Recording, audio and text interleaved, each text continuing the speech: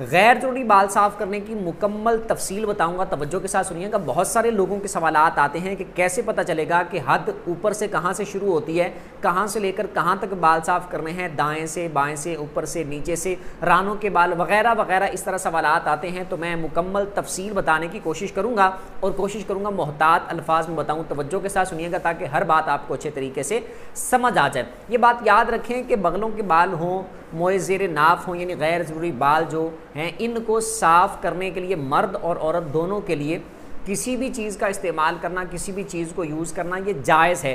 बाज़ लोगों में ये भी बात होती है कि औरतें जो हैं वो सिर्फ पाउडर और क्रीम का इस्तेमाल कर सकती हैं और वो उस तरह का ब्लेड का, इस तरह की चीज़ों का इस्तेमाल नहीं कर सकती। तो ये बात याद रखें कि ये है कि उनकी जिल्द नाजुक और नरम होती है, बेहतर उनके लिए ये है कि वो पाउडर या क्रीम का इस्तेमाल करें या इस तरह की किसी और चीज़, पाउडर या क्रीम से मिलती जुलती चीज़ का इस्तेमाल करें ताकि उनकी जिल्द को कोई नुकसान न पहुँचे। ये उनके लिए बेहतर है। लेकिन अगर वो उस तरह सेफ्टी वगैरह, ब्लेड वगैरह इस तरह की कोई चीज़ यूज़ करती हैं तो ये बिल्कुल जायज़ है, कर सकती हैं। इससे कोई भी इस तरह का हुक्म सख्त उन पर नहीं लगता, ये जायज़ है। इसी तरह मर्दों के लिए उस तरह सेफ्टी ब्लेड वगैरह इस तरह की चीज़ें इस्तेमाल करना तो जायज़ है, लेकिन अगर वो पाउडर या क्रीम इस तरह की चीज़ इस्तेमाल करना चाहें तो वो भी इस्तेमाल कर सकते हैं, उनके लिए भी बिल्कुल जायज़ है। अब तरीके की हद ये समझ लें कि ऊपर से अगर हद समझनी हो कि स्टार्ट कहाँ से करने हैं ये गैर ज़रूरी बाल साफ़ करना, तो इसमें ये बात याद रखें, पेट के नीचे एक पीड़ू की हड्डी होती है।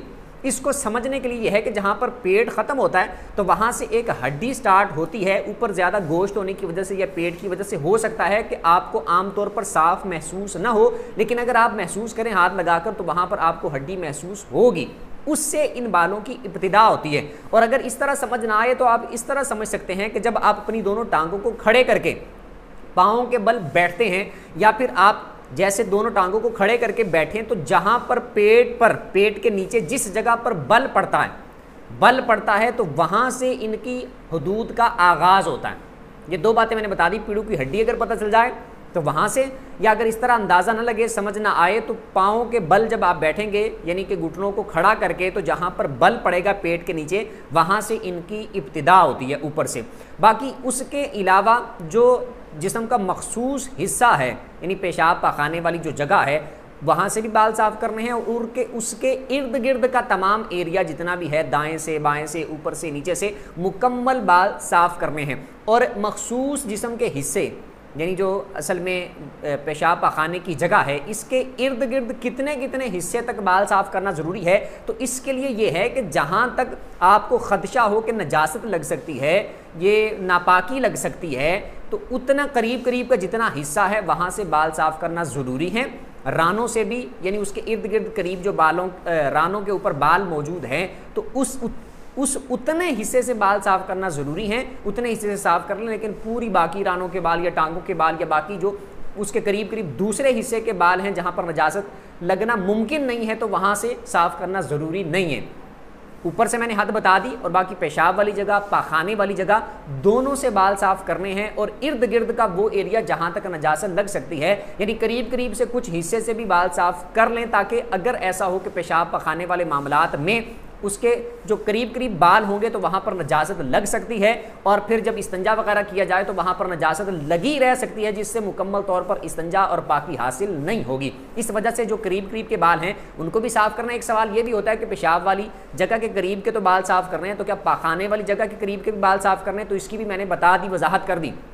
पेशाब वाली जगह के भी और पाखाने वाली जगह के भी बाल साफ़ करने और उसके करीब करीब हिस्से के जो बाल हैं वो भी साफ़ करने, ताकि नजासत वगैरह पाखाना वगैरह जब करें तो उन बालों पर पाखाना लग जाता है, फिर इस्तंजा करते वक्त अच्छे तरीके से पाकी हासिल नहीं होती। इस वजह से दोनों का मैंने बता दिया कि इर्द गिर्द करीब करीब के हिस्से के जो बाल हैं वो साफ़ करने हैं। बाकी इसी तरह बगलों के बाल और दूसरे जो मैंने बता दिया गैर ज़रूरी बाल, और इनकी लिमिट और हद ये होती है कि इनको 40 दिन से पहले पहले साफ़ करना ज़रूरी है। अगर 40 दिन गुजर जाते हैं या इससे ज़्यादा दिन गुजर जाते हैं तो फिर गुनाह होगा, नाजायज़ है ऐसा करना, ऐसा नहीं करना। मर्द के लिए भी यही हुक्म है, औरत के लिए भी यही हुक्म है। हर हफ्ते करना चाहें तो मर्ज़ी है, 2 हफ्तों बाद करना चाहें तो भी मर्ज़ी है, 3 हफ्ते बाद करना चाहें तो भी मर्ज़ी है, 4 हफ्ते बाद करना चाहें तो भी मर्ज़ी है, 5 हफ्ते बाद अगर करता है तब भी मर्ज़ी है, लेकिन 40 दिन से ऊपर नहीं जाना चाहिए। इससे पहले पहले जब मर्ज़ी कर सकते हैं।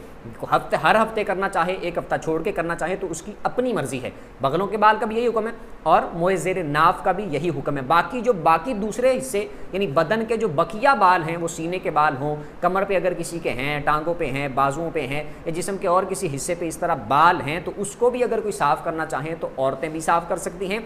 अगर कोई मर्द साफ़ करना चाहे तो उसके लिए नाजायज़ या हराम नहीं है, लेकिन बेहतर उसके लिए है कि ना करें।